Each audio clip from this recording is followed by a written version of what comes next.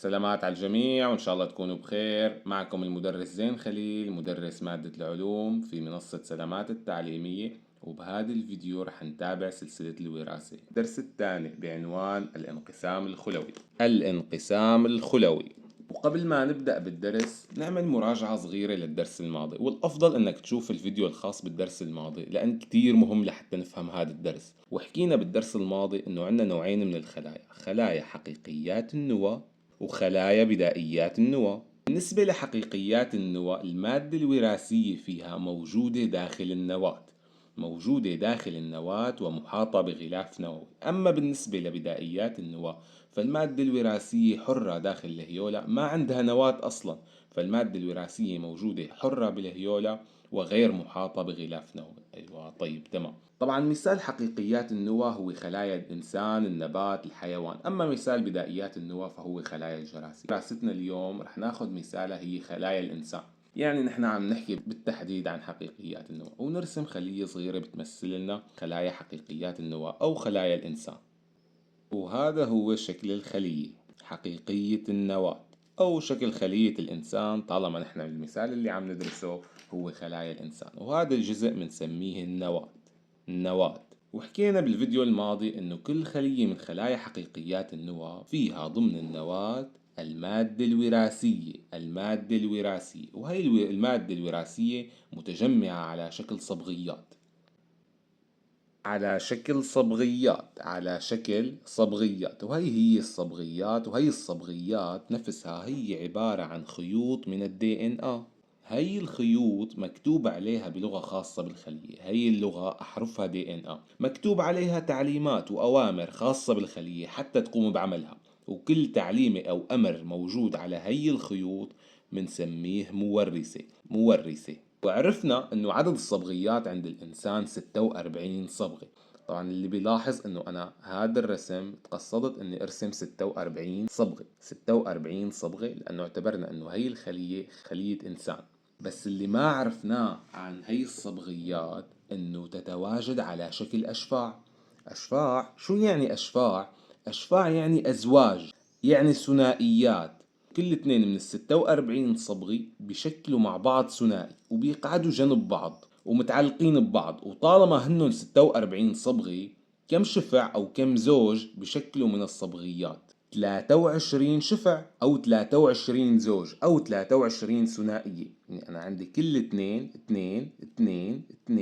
23 من هالاثنين، يعني 23 ثنائية أو 23 شفع. وخلونا نتفق على فكرة، سواء قلنا شفع أو زوج أو ثنائية كلها نفس المعنى. عادة حقيقيات النواة الخلايا فيها عندها هي الميزة، واللي هي إنه الصبغيات فيها تشكل ثنائيات أو أشفاع. الإنسان عدد الصبغيات لديه 46 صبغي، هي عبارة عن 23 ضرب 2. هي الاثنين شو هي؟ هي الاثنين هي الشفع أو الثنائية.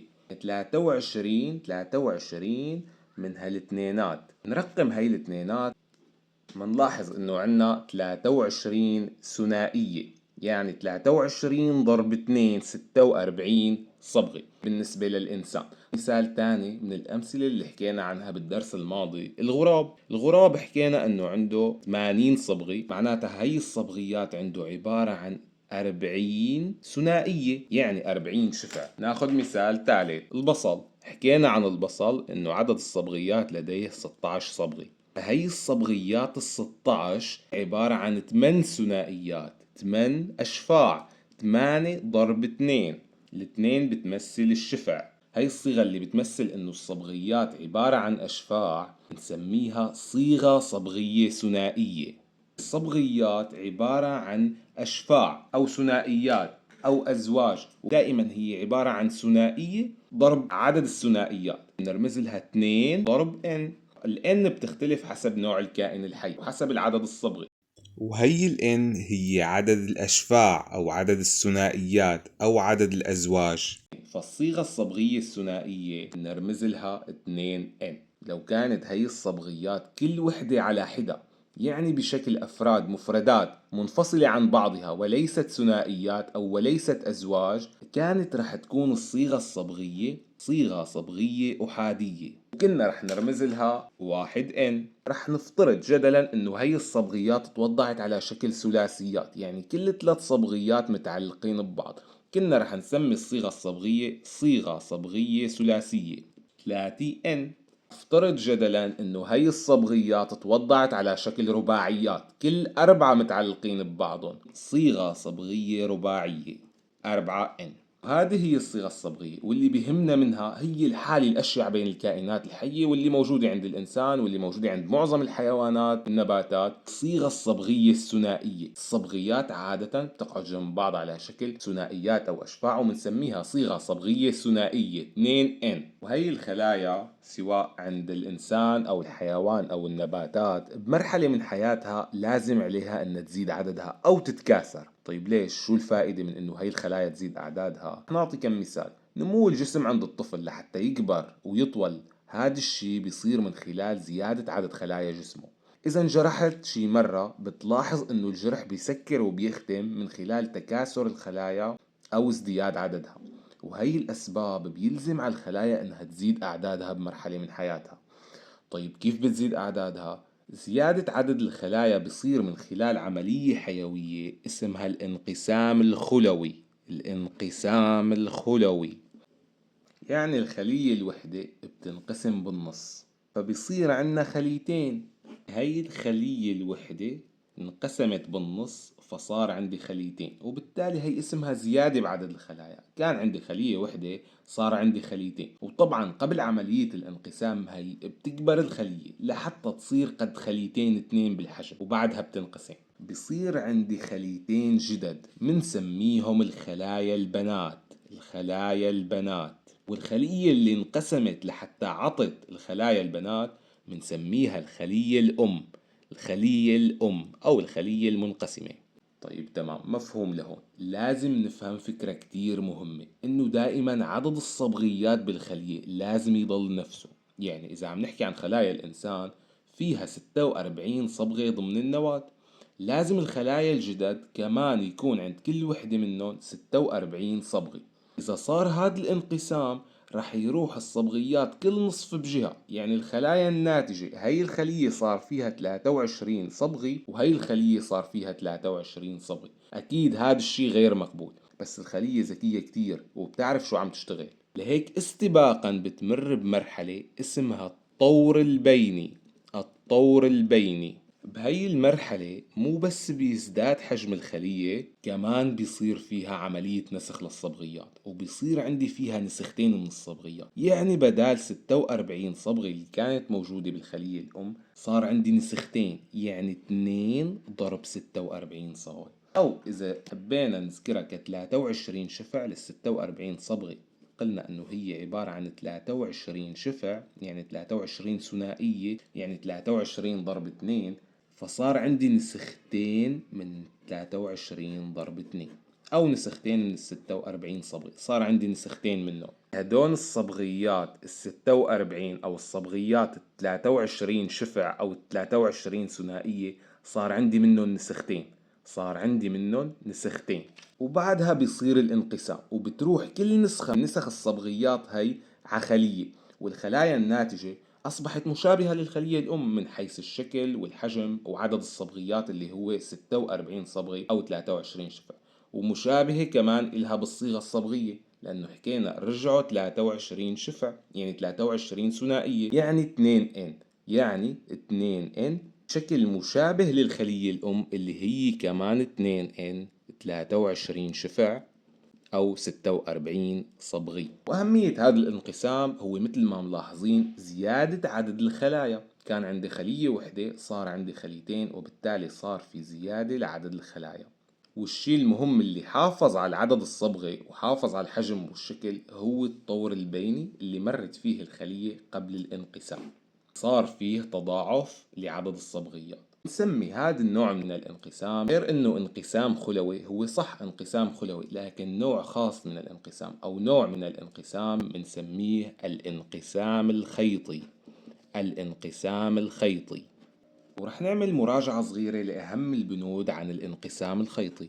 نوع الخلايا التي يطرأ عليها. بالنسبة للانقسام الخيطي عند معظم خلايا الجسم، معظم خلايا الجسم بحاجة إنها تزيد أعدادها، وبيتم هذا الشيء من خلال الانقسام الخيطي. معظم الخلايا الجسمية، الصيغة الصبغية للخلايا التي يطرأ عليها. حكينا أن الصيغة الصبغية عند الإنسان هي 2N، ومعظم خلايا حقيقيات النواة الصيغة الصبغية عندها 2N، ما عدا بعض الحالات النادرة اللي بيتم فيها الانقسام الخيطي على صيغة صبغية 1N. بس الأساس والأشيع هو 2N، والحالات النادرة هي 1N. عدد الخلايا الناتجة، لاحظنا من خلال الرسم أنه عدد الخلايا الناتجة هو 2. الصيغة الصبغية للخلايا الناتجة، حكينا أنه من خلال الطور البيني اللي بيصير فيه تضاعف بعدد الخلايا الناتجة عندها نفس العدد الصبغي ونفس الصيغة الصبغية للخلية الأم، مماثلة للخلية الأم المنقسمة. بحالة 2N الناتج رح يكون كمان 2N، بحالة 1N كمان الناتج رح يكون 1N. الأهمية، أهمية الانقسام الخيطي مثل ما حكينا زيادة عدد الخلايا. من خلال زيادة عدد الخلايا تأمن النمو وتعويض الخلايا التالفة. نذكر بعض الأمثلة. خلايا بطانة المعدة على سبيل المثال، نعرف بوجود الوسط الحمضي بالمعدة اللي ممكن تتضرر منه خلايا المعدة. رغم هيك خلايا المعدة قادرة على تجديد نفسها يوميا لتعويض الخلايا التالفة، وهذا الشيء بيتم من خلال الانقسام الخيطي. نذكر مثال تاني. خلايا الكبد ممكن تتموت بعض خلايا الكبد نتيجة صدمة أو مرض مثل التهاب الكبد، الخلايا الباقية قادرة تزيد عددها وترمم النسج التالفة. وهي بالنسبة للانقسام الخيطي. وهلأ بننتقل للفقرة الثانية، بتحكي عن نوع تاني من الانقسام الخلوي، نوع تاني مختلف عن الانقسام الخيطي اسمه الانقسام المنصف. الانقسام المنصف. الكائنات الحية مثل الإنسان ومعظم الحيوانات والنباتات اللي بتتكاثر جنسيا، اللي التكاثر عندها ولحتى يتشكل فرد جديد بيتطلب الأمر جنسين، ذكر وأنثى. كيف بيصير هذا التكاثر؟ قال من خلال اتحاد خليتين، خلية قادمة من الذكر بسميها العروس الذكرية، وخلية قادمة من الأنثى بسميها العروس الأنثوية. هاي الخليتين بيتحدوا مع بعضهم ليشكلوا خلية وحدة اسمها البيضة الملقحة. البيضة الملقحة بيتحدوا مع بعضهم داخل رحم الأنثى وبيشكلوا مع بعضهم البيضة الملقحة. وهي الخلية البيضة الملقحة هي الخلية الأولى بجسم الكائن الحي، أو بحالتنا الإنسان. هاي الخلية نفسها رح تنتج كل خلايا الجسم. كيف هيك؟ من خلال انقسامات خيطية تالية. كيف يعني؟ يعني هاي البيضة الملقحة رح تعمل انقسام خيطي، صار عندي خليتين مو خلية واحدة. كل خلية من هالخليتين رح ترجع تعمل انقسام خيطي، صار عندي 4 خلايا. كل خلية من هالخلايا الأربعة رح ترجع تعمل انقسام خيطي، وهكذا رح تتكرر هاي العملية لحتى تشكل كل خلايا الجسم. ايه شو المشكلة بالموضوع؟ قال المشكلة بأنه إذا كانت خلية العروس الذكرية مثل أي خلية عادية. كيف يعني مثل أي خلية عادية؟ يعني العدد الصبغي فيها 46 صبغة، وخلية العروس الأنثوية كمان مثل أي خلية عادية، يعني عدد الصبغيات فيها 46 صبغة. الخلية الناتجة اللي هي البيضة الملقحة رح يكون عدد الصبغيات فيها 46 من العروس الأنثوية زائد 46 من العروس الذكرية، يعني العدد الصبغي للبيضة الملقحة 92. أكيد هذا الشيء غير مقبول. دائما الخلية عندها أولوية إنها تحافظ على العدد الصبغي 46 أو 23. شوف طيب معناها كيف بتتصرف الخلية بهاي الحالة؟ حتى توازن عدد الصبغيات لازم يكون بخلية العروس الذكرية بدال 46 صبغي، وخلية العروس الأنثوية بدال 46 صبغي، وخلية العروس الذكرية 23 صبغي بصيغة صبغية 1N، وخلايا العروس الأنثوية كمان 23 صبغي وبصيغة صبغية 1N، يعني صيغة صبغية أحادية. ولما بيصير هذا الاتحاد بيناتهم عدد الصبغيات الناتج 23 زائد 23 يعني 46 صبغي. 23 شفع بيرجع العدد الصبغي للطبيعي، يعني عبارة عن 46 صبغة أو 23 شفع زوج أو ثنائية. ومنلاحظ كمان من هذا الكلام كل شفع أو زوج من ال 23 صبغة قادم من الأب يعني من العروس الذكرية، وصبغة قادم من الأم يعني من العروس الأنثوية. بكل زوج من هالصبغيات صبغة قادم من الأب وصبغة قادم من الأم، يعني كل صبغة من العروس الذكرية بيلتقي مع صبغة مقابلة من العروس الأنثوية وبشكل زوج أو شفع من الصبغيات، والنتيجة هي 46 صبغة أو 23 شفع أو 23 ثنائية. والصيغة الصبغية عند البيضة الملقحة هي 2N.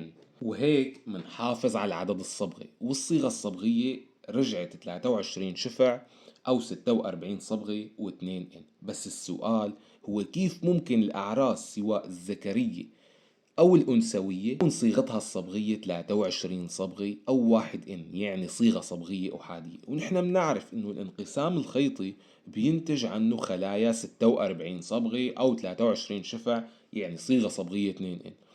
قال هي الخلايا تنتج عن نوع خاص من الخلايا، ومن خلال نوع خاص من الانقسام منسميه الانقسام المنصف. الانقسام المنصف، هذا الانقسام المنصف يطرأ على نوع خاص من الخلايا منسميها الخلايا المولدة للأعراس. الخلايا المولدة للأعراس سواء ذكرية أو أنثوية، اسم على مسمى. هي الخلايا المولدة للأعراس هي اللي بتولد الأعراس الذكرية عند الذكر أو بتولد الأعراس الأنثوية عند الأنثى من خلال الانقسام المنصف، واللي كمان اسم على مسمى لأنه يجعل عدد الصبغيات في خلايا الأعراس الناتجة نصف العدد الصبغي عند الخلية المولدة للأعراس أو عند الخلية العادية. طيب شو بيصير بهذا الانقسام؟ أول شي هو بيصير على نوع خاص من الخلايا سميناها الخلايا المولدة للأعراس. الخلايا المولدة للأعراس الذكرية عند الذكر الموجودة تحديدا بالجهاز التكاثري الذكري تحديدا في الخصية، والخلايا المولدة للأعراس الأنثوية عند الأنثى الموجودة تحديدا بالجهاز التكاثري الأنثوي تحديدا في المبيض. قال هي الخلايا اللي من نوع خاص كمان عدد الصبغيات عندها 23 شفع صبغي أو 46 صبغة مثل أي خلية عادية، وكمان بتمر بنفس الطور البيني اللي حكينا عنه، واللي بيحصل فيه زيادة بالحجم وتضاعف بعدد الصبغيات. بيتضاعف عدد الصبغيات لأنه بيتم نسخ الصبغيات وبصير عندنا نسختين من الصبغيات، يعني بدال ال 46 صبغي أو 23 شفع صبغي صار عندي نسختين. 2 ضرب 46 نسختين من هال 46 صبغي. هي الصبغيات ال 46 أو ال 23 شفع صار عندي منها نسختين. وبعدها بدال الانقسام الواحد بصير عندي انقسامين. الانقسام الأول ينتج عنه خليتين، كل خلية منهم بتاخد نسخة من هالنسختين. هون مثل ما حكينا صار عندي نسختين من الصبغيات، نسختين من ال 23 شفع أو نسختين من ال 46. الانقسام الأول بترجع تاخد كل خلية منهم نسخة من هالصبغيات هدول، صار عندي بهي الخلية 46 صبغة من جديد أو 23 شفع، وبهي الخلية كمان 46 صبغة من جديد أو 23 شفع. أيوة هذا الانقسام الأول، ونتج عنه خليتين كل وحدة منها فيها عدد صبغة طبيعي، يعني 46 صبغة أو 23 شفع. لكن عملية الانقسام المنصف لسه ما خلصت، كل خلية من هالخليتين بترجع بتنقسم انقسام تاني، انقسام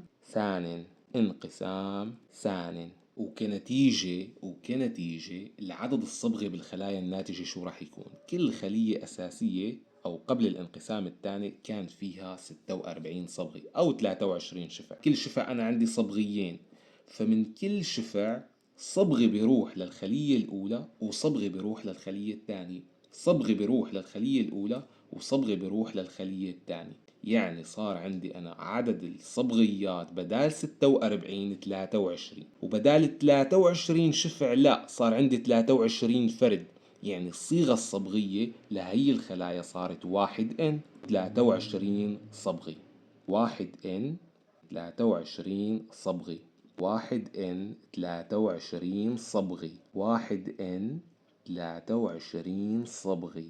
طالما كل وحدة من هالخليتين انقسمت يعني صار عندي 4 خلايا، وكل وحدة منهم بصيغة صبغية أحادية يعني 23 صبغة، وهي اللي بتشكل الأعراس، سواء كانت الأعراس الذكرية عند الذكر أو الأعراس الأنثوية عند الأنثى. وهذا هو الانقسام المنصف.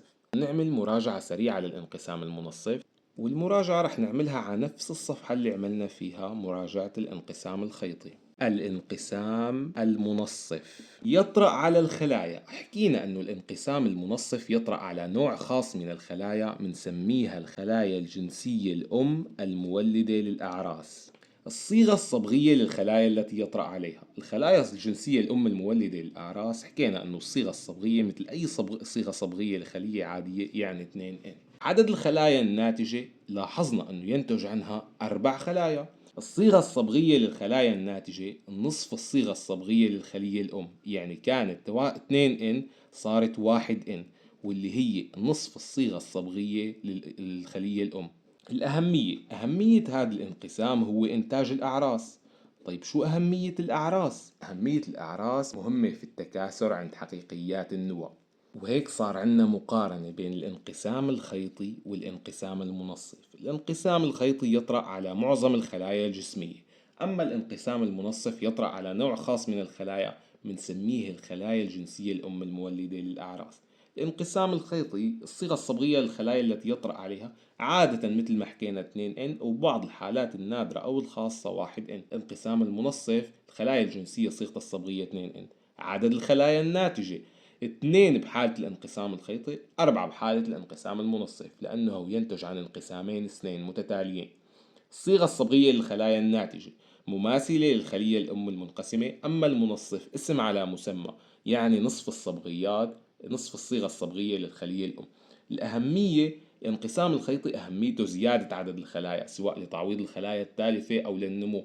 الانقسام المنصف مهمته إنتاج الأعراس، وهالشي مفيد بالتكاثر.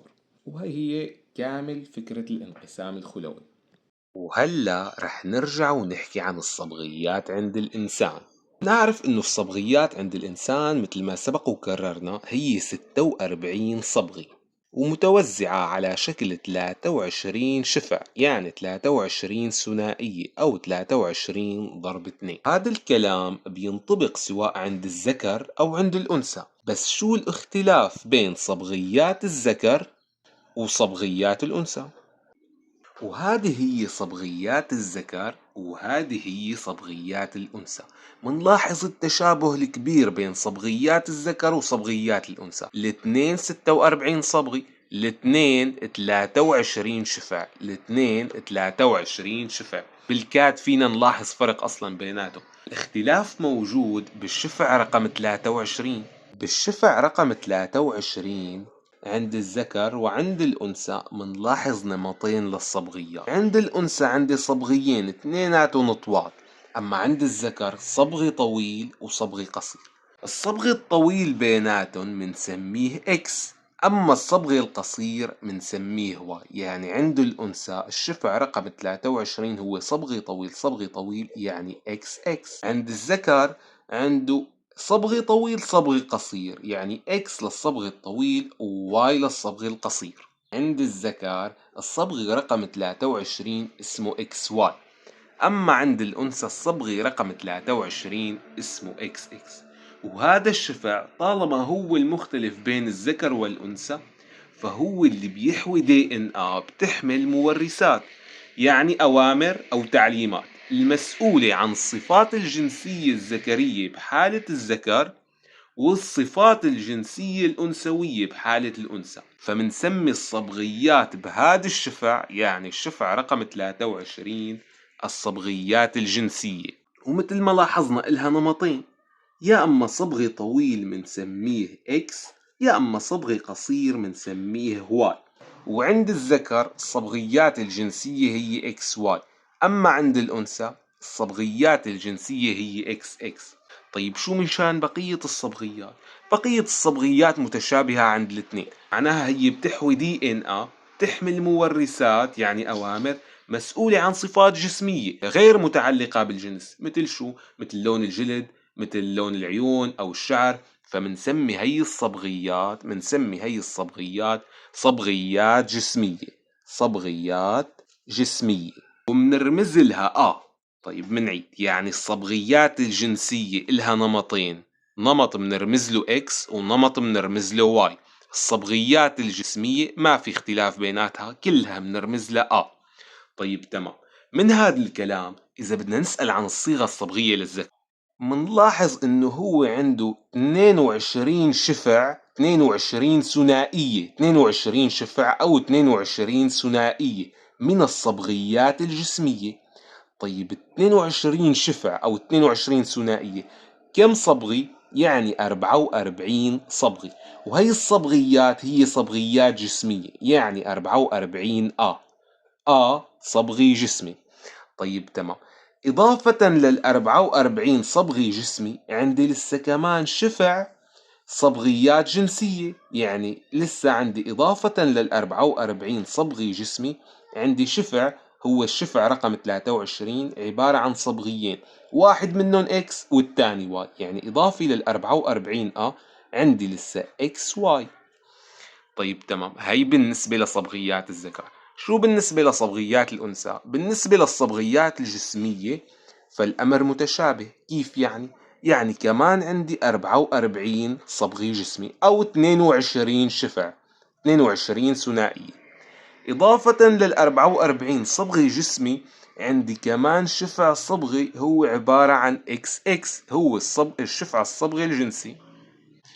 يعني إضافة لل44 أو 44 صبغي جسمي عندي صبغيين اتنين هنن XX، فصارت الصيغة الصبغية للأنثى هي 44 زائد XX، أما الصيغة الصبغية للذكر فهي 44 زائد XY.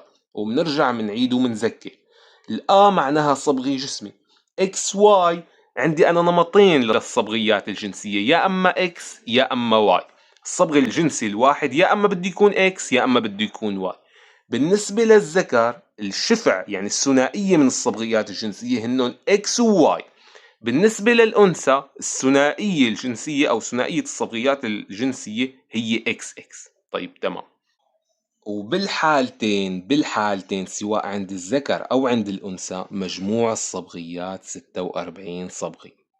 بعد ما درسنا هي المعلومات عن الصيغة الصبغية للذكر والأنثى، بدنا ندرس الخلايا المولدة للأعراس عندهم والأعراس الناتجة عنها، اللي بتنتج عن طريق الانقسام المنصف للخلية المولدة للأعراس. الخلية المولدة للأعراس بالنسبة للذكر موجودة بالجهاز التكاثري الذكري، تحديدا بالخصية.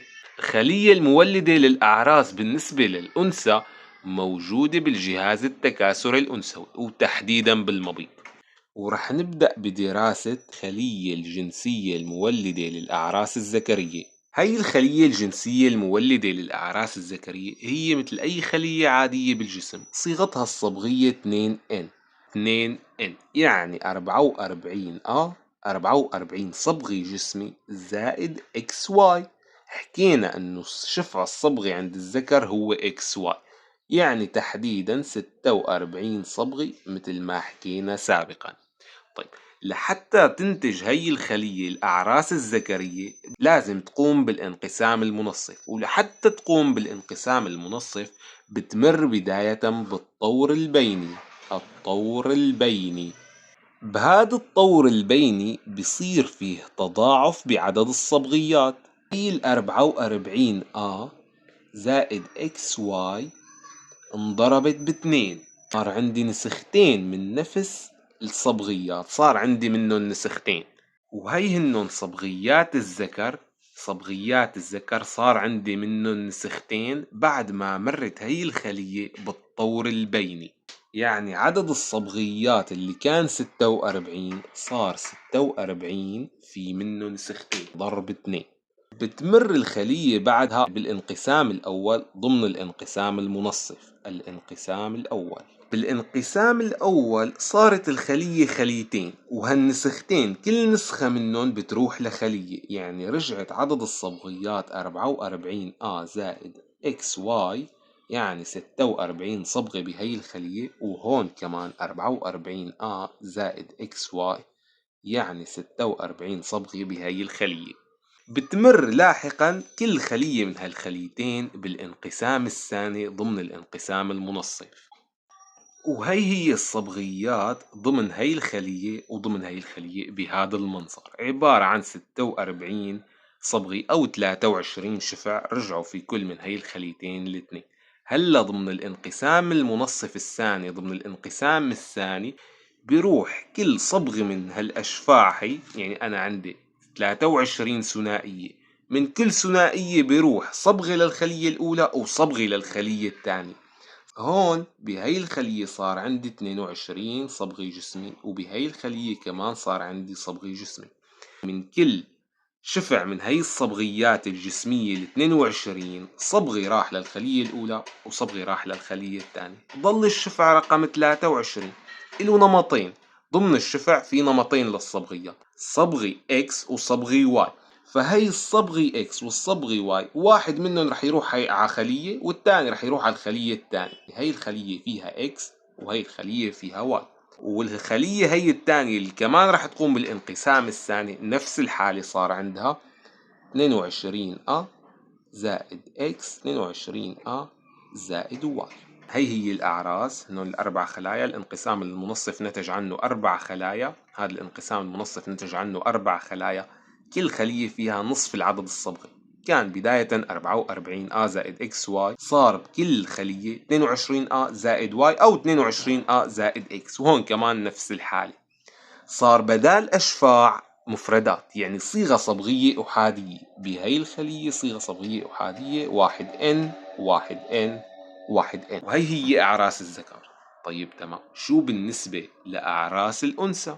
الأعراس الأنثوية تنتج عن الانقسام المنصف للخلية الجنسية المولدة للأعراس الأنثوية، وهي مثل أي خلية عادية عند الأنثى صيغتها الصبغية 44A زائد XX، يعني 46 صبغي تحديدا، بصيغة صبغية ثنائية 2N، يعني عبارة عن أشفاع أو ثنائية. لحتى تنتج الأعراس هي الخلية بتمر بداية بالطور البيني. حكينا أنه هذا الطور البيني بيصير فيه تضاعف بعدد الصبغيات، يعني بدال 44A زائد XX صار عندي منهم نسختين، كل هالصبغيات هي صار في منهم نسختين، يعني 2 ضرب 44A زائد XX. بدال 46 صبغي لا، صار عندي ضعف العدد، يعني 2 ضرب 46.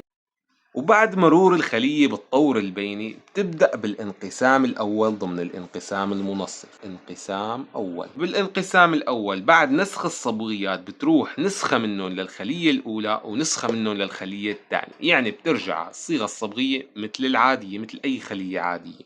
هون صار عندي 44A زائد XX، وهون عندي 44A زائد XX. ترجع كل خلية من هاي الخليتين بتمر بالانقسام الثاني ضمن الانقسام المنصف. بهذا الانقسام الثاني كل شفع من هاي الصبغيات صبغة منه بيروح للخلية الأولى وصبغة تاني بيروح للخلية الثانية. من كل شفع صبغة للأولى وصبغة للثانية، فصار عندي كل خلية من هالخليتين 22 صبغي جسمي 22 صبغي جسمي. بالنسبة للشفع الأخير اللي هو الشفع رقم 23، عندي صبغيين اثنيناتهم XX، X منهم بيروح لهي الخلية وX منهم بيروح للخلية الثانية. طيب تمام، وبالنسبة لهي الخلية كمان نفس الحكاية تماما. بعد انقسامها رح يصير عندنا خليتين، وحدة منهم 22A زائد X والثانية كمان 22A زائد X، وهي هي الأعراس الأنثوية.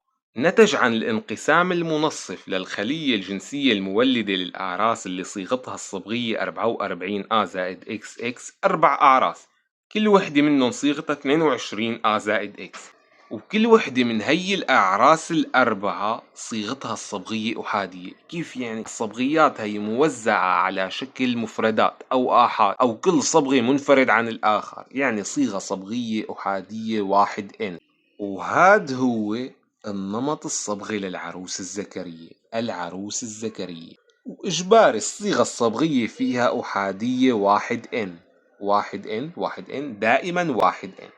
طيب شو الأنماط الموجودة عند الأعراس الذكرية؟ منلاحظ هون في 22 آ زائد واي، 22 آ زائد إكس، 22 آ زائد واي، 22 آ زائد إكس. يا أما بدها تكون 22 آ زائد إكس، يا أما بدها تكون 22 آ زائد واي. يعني العروس الذكرية إلها نمطين، يا أما 22 آ زائد إكس، يا أما 22 آ زائد واي. هي بالنسبة للعروس الذكرية. طيب نحكي عن العروس الأنثوية. العروس الأنثوية وأكيد صيغة صبغية أحادية واحد إن. منلاحظ إنه أعراس الأنثى دائما عم تكون 22 آ زائد إكس، دائما 22 آ زائد إكس، يعني إلها نمط واحد هو دائما 22 آ زائد إكس. الذكر عنده نوعين من الأعراس، يا أما 22 آ زائد إكس، يا أما 22 آ زائد واي. أما الأنثى عندها نوع واحد من الأعراس دائما هو 22 آ زائد إكس. لما بيصير اتحاد بين العروس الذكرية والعروس الأنثوية، حكينا نحن سابقا إنه هذا الاتحاد بيتم داخل رحم الأنثى، وبتتشكل نتيجته البيضة الملقحة، هي الخلية الأولى عند الجنين، واللي راح تنقسم لاحقا لحتى تشكل كل خلايا الجنين ويتشكل جنين داخل رحم الأنثى. بالنسبة للعروس الذكرية في احتمالين، يا أما 22 آ زائد إكس، يا أما 22 آ زائد واي. بالنسبة للعروس الأنثوية ما في غير احتمال واحد هو 22 آ زائد إكس.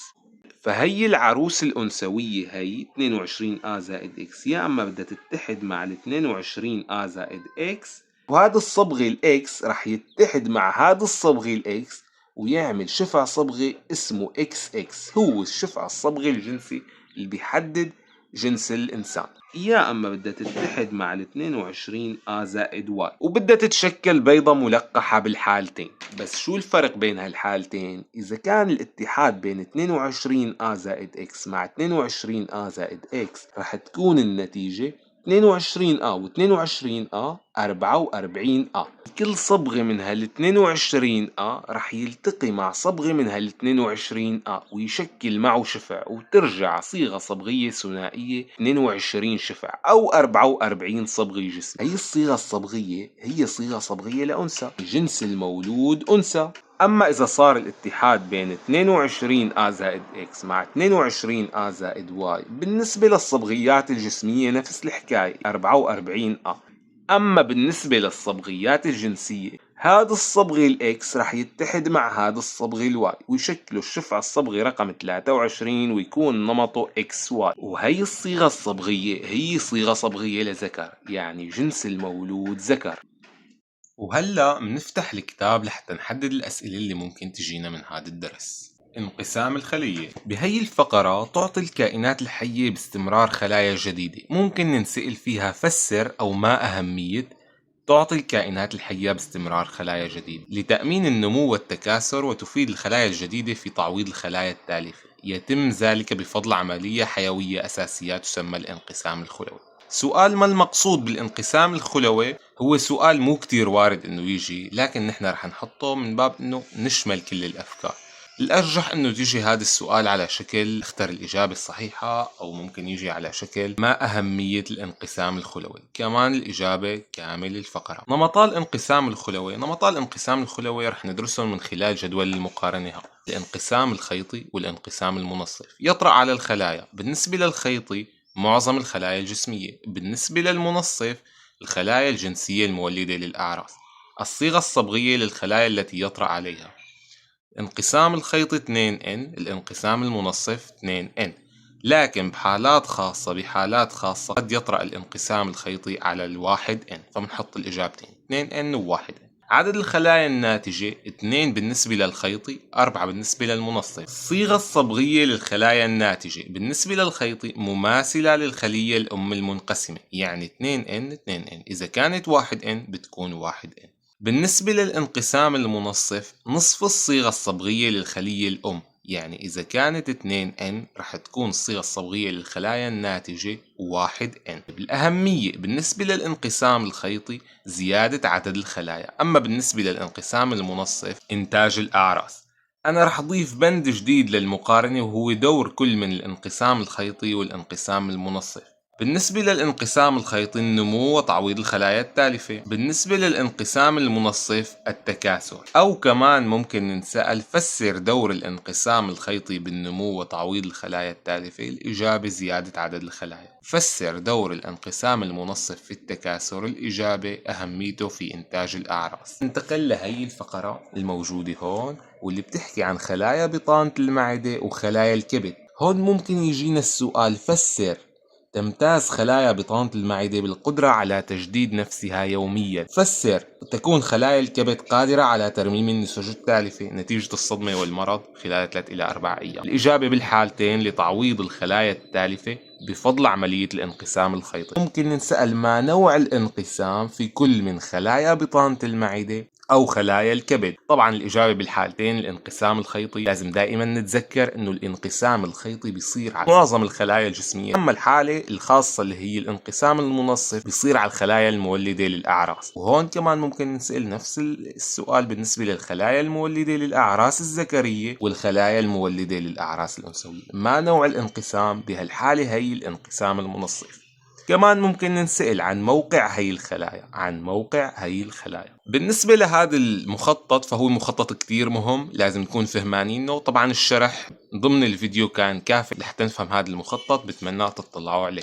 ممكن يجي املأ المخطط، فهو مخطط مهم. علل أو فسر. تحتوي نواة العروس الذكرية ونواة العروس الأنثوية على نصف كمية المادة الوراثية، لأنه في انقسام الخلية انقساما منصفا تتضاعف المادة الوراثية لمرة واحدة في الطور البيني، يتبعه انقسامان متتاليان. فسر. يحافظ الانقسام الخيطي على العدد الصبغي ذاته الموجود في نواة الخلية الأصلية بسبب تضاعف عدد الصبغيات في الطور البيني قبل كل انقسام للخلية. بالنسبة لأضف إلى معلومات الطور البيني والصيغة الصبغية، ممكن تجينا ما المقصود، لكن هو سؤال مو كتير وارد، حنحطه مشان تكون ببالنا الفكرة العامة، بس الأرجح أن تجي كأختر الإجابة أو بأي طريقة تانية. الطور البيني مرحلة بين كل انقسامين متتاليين يتم فيه تضاعف المادة الوراثية في نواة الخلية في الانقسام الخيطي. أما في المنصف فالتضاعف مرة واحدة فقط يتبعه انقسامان متتاليان. الصيغة الصبغية هي عدد الصبغيات الأبوية الموجودة في الخلية، قد تكون مفردة 1N أو مضاعفة أي 2N. فقرة صبغيات الإنسان. يوجد نوعان من الصبغيات، ممكن نسأل ما هما أو ما هي أنواع الصبغيات، أو ممكن نسأل سؤال مقارنة بين الصبغيات الجسمية والصبغيات الجنسية.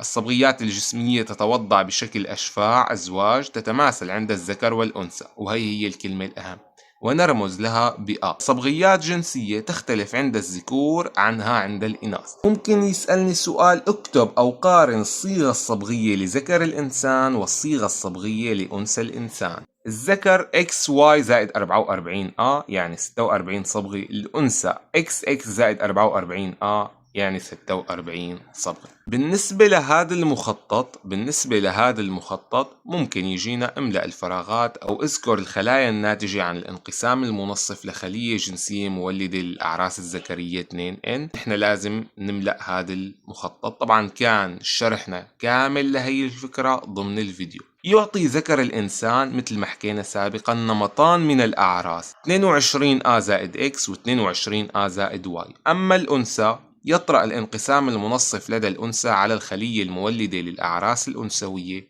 فينتج نمطا واحدا من الأعراس هو 22A زائد X. مين اللي بيحدد جنس المولود؟ أكيد اللي عطى احتمالين واللي هو الذكر. يحدد جنس المولود لدى الإنسان أعراس الذكر. فسر. للانقسام المنصف أهمية في الحفاظ على ثبات العدد الصبغي في خلايا النوع الواحد من الكائنات الحية، لأنه عند اتحاد الأعراس التي تمتلك نصف كمية المادة الوراثية يعود العدد الصبغي المضاعف الذي تمتاز به الخلايا الجسمية لهذا النوع. ننتقل للتقويم النهائي.